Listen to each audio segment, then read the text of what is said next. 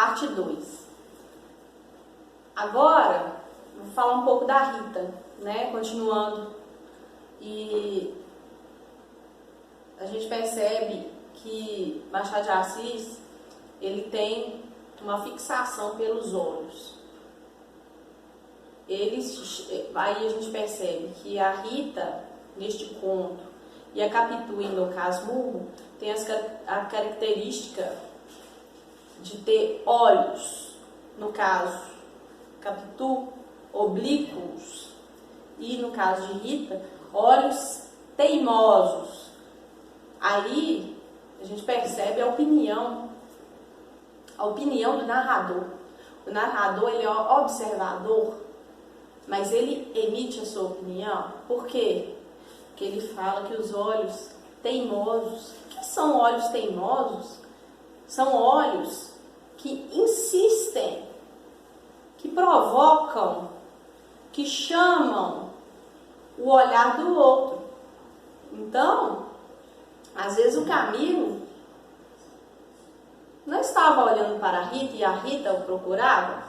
Então, toda a tragédia da história volta-se contra a Rita, porque ela era uma mulher casada e o Camilo inocente, certo? Então vamos ver. Tem um trecho em que fala Rita como uma serpente. Nós temos comparação. Olha que bacana. Então, como é utilizado no sentido de comparação, né? Tem a serpente que tem determinadas características, a Rita tem determinadas características, há uma união entre esses dois elementos. Você entende o quê? Que se uma pessoa é como uma serpente, é porque ela é perigosa, certo? Então, Machado de Assis, no caso, o narrador, vamos colocar o narrador porque o Machado de Assis era um homem à frente do seu tempo. Então, lá no século XIX, ele tinha uma mentalidade moderna.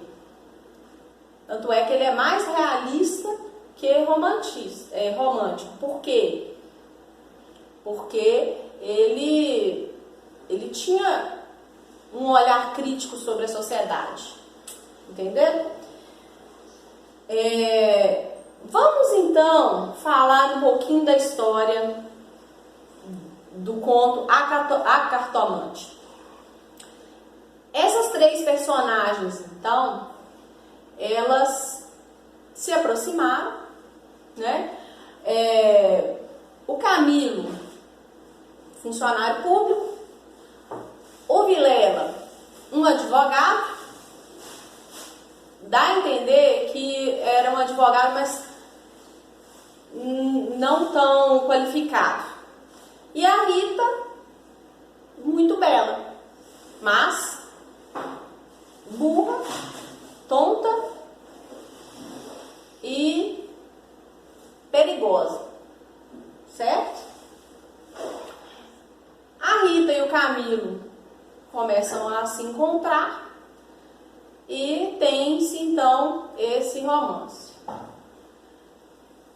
O Vilela, ele começa a desconfiar, mas não tem nada sugestivo no conto. O distanciamento do Camilo, entre o Camilo e o Vilela, é que marca essa questão de desconfiança. Até mesmo o Camilo coloca a possibilidade de voltar a frequentar a casa do Vilela para que ele não desconfie. E aí? A Rita então coloca a situação. Bom, eu fui consultar a cartomante. E o Camilo começa a rir. Ele acha que isso é uma bobagem, certo? Mas a Rita, acreditando naquilo, continua a se encontrar com Camilo, porque a preocupação que ela teve era que tudo fosse descoberto. E o Camilo, descrente, cético, não acredita na cartomante. Beleza? Tem uma parte aí falando a respeito de gramática. Nós temos uma parte em que fala o seguinte: Camilo teve medo e, para desviar as suspeitas, começou a rarear, ou seja, tornar raro os encontros, as visitas à casa de Vilela. Ponto final. Então nós temos o pronome que nós utilizamos quando o objeto, no caso a que se refere, está próximo. Então ele pode ser tanto anafórico quanto catafórico, certo? Ele pode ser algo que ele pode retomar algo dito antes ou depois, mas desde que seja próximo. Olha que bacana. Então, o este, esta, desta, quando tem T, ao invés de esse, você usa este, diz respeito a algo a que se refere, porque o pronome, ele vai substituir um termo dito anteriormente ou posteriormente, certo? Se for anteriormente, é anafórico, se for posteriormente, é catafórico. Beleza? A casa de Vilela. Por que nós usamos crase nesse exemplo aí? Porque a casa de Vilela, a casa está determinada, então tem crase. Continuando essa parte de gramática, nós temos outra figura de linguagem. Olha que texto rico, bem diferente dos textos atuais. A casa olhava para ele. A casa olhava para ele. Quando você tem um ser, uma coisa, um objeto, tendo características humanas, de pessoas, ao termo, olha, persona, pessoa, personificação. Então, nós temos essa figura chamada de personificação. Então, a casa olhava para ele.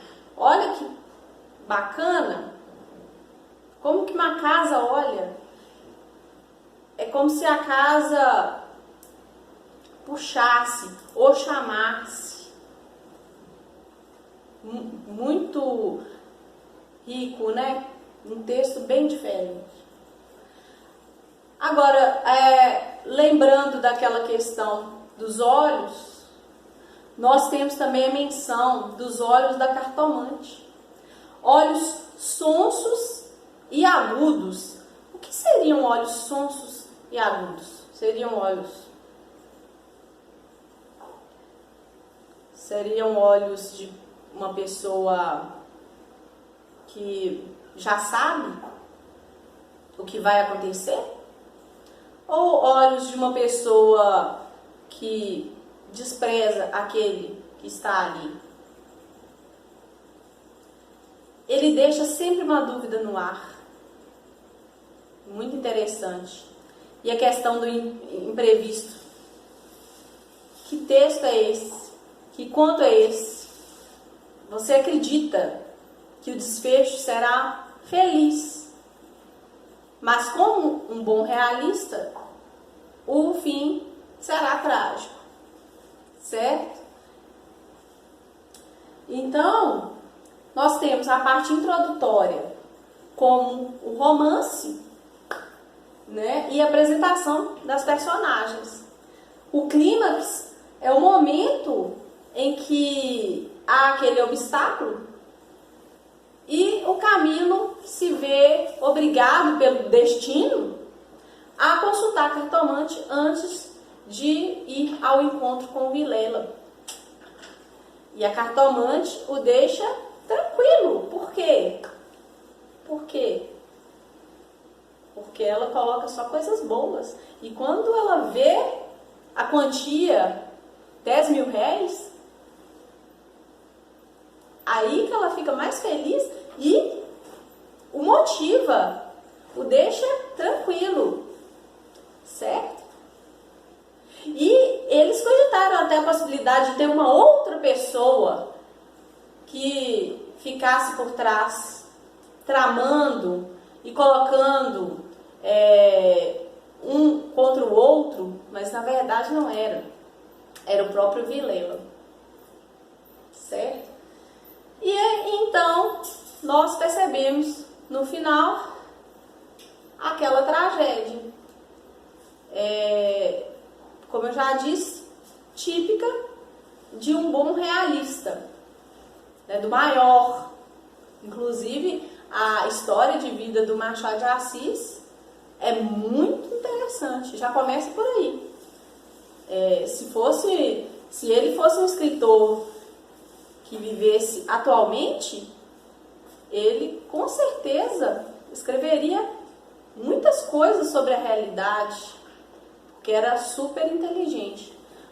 Só para motivá-los, ele era mulato, ele era epilético, ele era filho de uma empregada doméstica, vivia na favela e conseguiu ultrapassar todos esses obstáculos.